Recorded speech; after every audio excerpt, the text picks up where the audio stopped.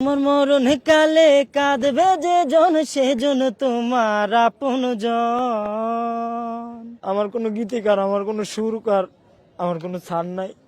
घर से निकल आया बोतल भी उठा लाया अभी जिंदा हूँ तू जी लेने दो। আসসালামু আলাইকুম সম্মানিত দর্শক মণ্ডলী, আজকে এমন একজন মানুষের কাছে এসেছি যার কণ্ঠে গান শুনলে রীতিমতো আপনারা অবাক হয়ে যাবেন। তো আমাদের সামনে দেখতে পাচ্ছেন টুকাই। কসম করে বলছি এটা কোনো সাজানো নাটক না।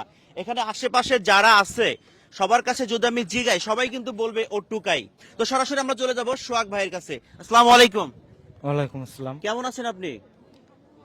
আপনাদের দোয়ায় অনেক ভালো আছি। আচ্ছা, আপনার পরিবারে কে কে আছে? আমার মা বাবা আপন বলতে কেউ নাই, দুটা বোন আছে, তারা ঢাকায় বিয়ে করছে, তারা থাকে, তাদের মানে কাছে আপনার যায়। মা বাবা আপন বলতে কেউ নেই? কেউ নাই। দুইটা বোন আছে, তারা বিয়ে করে ঢাকাতে বসবাস করে। তারা আপন আপনার না, কোনো সৎ খোঁজ বোন। খবর নেয়নি? না। সৎ বোন। জি। আচ্ছা আচ্ছা। আর দর্শক, আমরা যে জন্য আজকে এখানে উপস্থিত হয়েছি সেটা হচ্ছে তার মধুর কণ্ঠে আমরা গান শুনবো। তো আমরা আসলে আগে কোন গানটি দিয়ে শুরু করব? আমার অনেক প্রিয় একটা গান আছে, আব্বাজান সিনেমার গান। আব্বাজান সিনেমা, রাজীব এবং নায়ক মান্না। জি স্যার। আচ্ছা আচ্ছা। আমি ওই গানটা আপনাদের শোনাবো। ক্যামেরা একটু সামনে সামনে নিয়ে আসবো, আসছি, বলেন। মনরে ও মনরে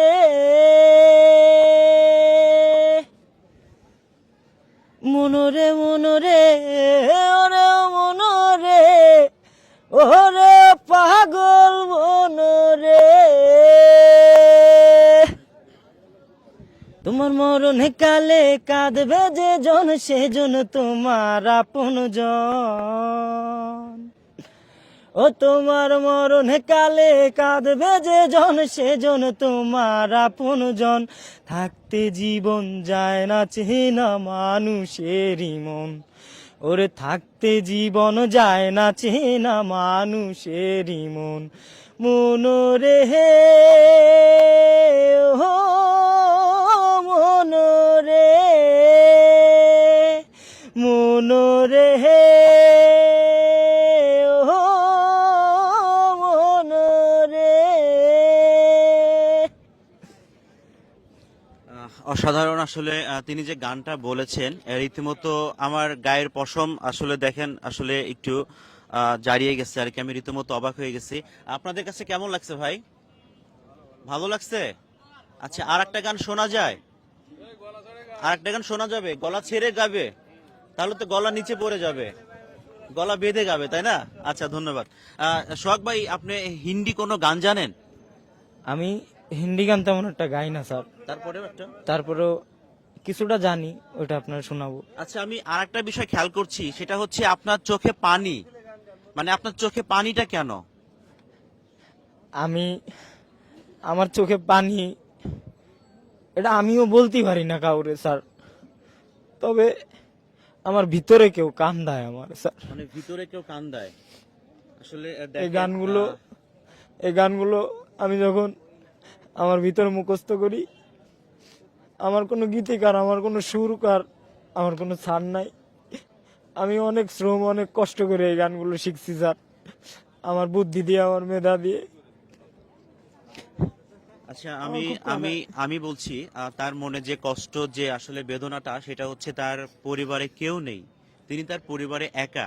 তিনি এই বাজার ঘাটে সবার কাছে চেয়ে চিনতে যতটুকু পায়, মানুষ যতটুকু দেয় ততটুকু তিনি নিয়ে আসলে জীবিকা নির্বাহ করে। আপনার কোনো ঘরবাড়ি নাই? স্যার, আমার তেমন কোনো আত্মীয় স্বজনও নাই, আমার কোনো ঘর বাড়িও নাই, রাত্রে আমার নিদ্রা রাখার মতো কোনো জায়গা নাই স্যার। রাত্রে আপনি কোথায় থাকেন? আমি এখানে অভয়নগর নোয়াপাড়া পীর বাড়ি দরবারে ঘুমাই। পীর বাড়ি দরবারে ঘুমান? ওটা কি একটা মাজার? ওটা একটা মাজার স্যার। আচ্ছা আচ্ছা। তিনি আসলে কান্না করে দিছে। এই কান্নার পরেও কিন্তু আমার বলা উচিত না যে আর একটা গান শোনানো। তবুও আমি বলছি, আপনি একটা হিন্দি গান আমাদেরকে শোনাবেন। बरसात की मौसम में तन्हाई की आलम में बरसात की मौसम में तन्हाई की आलम में मैं घर से निकल आया बोतल भी उठा लाया अभी जिंदा हूँ तू जी लेने दो भारी बरसात में पी लेने दो भारी बरसात में पी लेने दो। আসলে এই গানটাও কিন্তু অসাধারণ হিন্দি একটা গান গেয়েছেন, যে গানটা আমরা আসলে শৈশবে শুনেছি আর আজকে আমরা শুনলাম। এই গানটা আপনাদের কাছে কেমন লাগছে? অস্থির লাগছে? আচ্ছা আচ্ছা, অসংখ্য ধন্যবাদ, অনেক ভালো লেগেছে। আচ্ছা, আমরা আরেকটা গান কি শুনতে শুনতে পারবো আপনার মুখে? স্যার আমি গাইতে পারবো। আচ্ছা, আমরা আরেকটা গান শুনবো। জীবন হইল ইটের ভাটা দিকি দিকি জলে রে সুখ যে আছে এই জীবনে কোন পাগল বলে রে জীবন হইল ইটের ভাটা দিকি দিকি জলে রে সুখ যে আছে এই জীবনে কোন পাগল বলে রে ওরে সর্বজনে কয় ধর্মের চেয়ে কর্ম বড় কর্মে ধর্ম হয় যাইবা না রে ওই বেহেস্তে কর্মে ফাঁকি দিলে রে ওরে এ যাইবা না রে ওই বেহেস্তে কর্মে ফাঁকি দিলে রে সুখ যে আছে এই জীবনে কোন পাগলে বলে রে। আমি যত গান শুনছি আসলে আমি তো রীতিমতো অতটাই অবাক হয়ে যাচ্ছি, আমার নিজের কাছে অনেক কষ্ট লাগছে। তিনি যে গানগুলো বলছেন প্রতিটা গানই কিন্তু তিনি হৃদয় থেকে বলছেন, তার অন্তর থেকে বলছেন, তার অন্তরে যে কষ্ট যে বেদনা সেটা থেকে তিনি বলছেন। আচ্ছা, আপনি সকালে কিছু খেয়েছেন? আমি সকালবেলা স্যার তেমন কিছু পাই নাই, হয়তোবা আমার কেউ চা বিস্কুট খাওয়াইছে স্যার। আচ্ছা, আপনার কি আসলে ব্রেনটে বা মাথায় কোনো সমস্যা আছে আপনার? আপনি তো একজন ভালো মানুষ মনে হচ্ছে, তো সেক্ষেত্রে আপনি টুকাই এটা না করে আপনি তো অন্য কোনো কাজ করতে পারেন।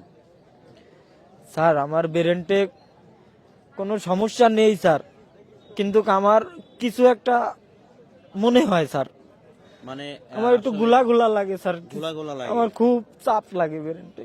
আচ্ছা আচ্ছা, আমার মনে হয় কি যে তিনি ছোট থেকে যে কষ্টটা পেয়েছেন, তার যে মাথা মস্তিষ্কে যে কষ্টটা হয়েছে, তিনি সবসময় সাফার বোধ করেন, এই জন্য হয়তো আসলে তার মাথার মধ্যে একটু সমস্যা মনে হয়, তাই না?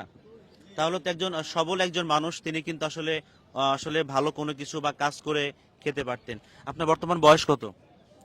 স্যার আমার বয়স অনুমান 21-22। আচ্ছা, আপনি কি কোনো উস্তাদ ধরে বা কোনো ইয়া ধরে আপনি কি গান শিখেছেন কখনো?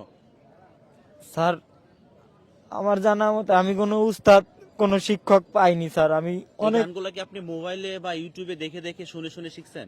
এইটা আমি সম্পূর্ণ স্যার ক্যাসেটে, আগে ক্যাসেট বাজতো স্যার, ক্যাসেট বাজতো? ক্যাসেটে আমি এই গানগুলো শুনতাম।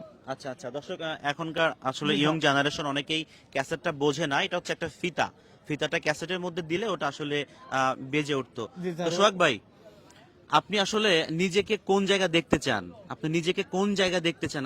আপনি কি এই ভেষটা কি আসলে পরিবর্তন করে আপনি কি ভালো কিছু করতে চান? তার জন্য যা যা দরকার আমি সবার সামনে কথা দিলাম, আমি আপনার লাইফটা মানে ভালো একটু সেটেল করে দেওয়ার চেষ্টা করব ইনশাল্লাহ। আমি স্যার সুন্দর একটা কাজ জানি হাতে। কি কাজ জানেন আপনি? আমি পুরি সিঙ্গাড়া মুগলাই পরোটা এগুলো ভাজতে পারি, বানাইতে পারি। এগুলা বাঁচতে পারেন? বানাইতে পারি। আচ্ছা দর্শক, আমি আপনাদের মাঝে সবার সামনে কথা দিচ্ছি, আসলে ভাই যে বলল তিনি ভাজা পোড়া সিঙ্গারা পুরি ইত্যাদি এগুলো আপনি তৈরি করতে পারেন। পারি স্যার। আসলে এইগুলা করতে বা একটা দোকান দিতে যা যা প্রয়োজন আমি সোহাগ ভাইয়ের জন্য করে দেবো, এটা আমি মন থেকে বলছি এবং আমি সবার সামনে এটা আমি ওয়াদা দিচ্ছি। তো আপনি সর্বশেষ কিছু বলতে চান দেশের মানুষের কাছে? আমি এইটাই বলতে চাই, এই দেশ আমার, এই দেশের মাটিতে আমার জন্ম, আর আমি সুন্দর একটা দেশ চাই, সুন্দর একটা জীবন চাই। আমার সুন্দর একটা জীবন দেন, আমার আর কিচ্ছু বলার নাই। আচ্ছা, মহান আল্লাহ তাআলা তাকে সুন্দর একটা জীবন উপহার দিক, কারণ তিনি একমাত্র রিজিকের মালিক, তিনি রহমানের রহিম। তো দর্শক, আমি ভিডিওটাকে শেষ করব। সেই সুদূর ঢাকা থেকে চলে আসছি খুলনা। দর্শক মন্ডলী, আমি রাজ ছিলাম এতক্ষণ আপনাদের সাথে, বিদায় নিব। দেখা হবে অন্য কোনো ভিডিও নিয়ে অন্য কোনো সময়। আসসালামু আলাইকুম।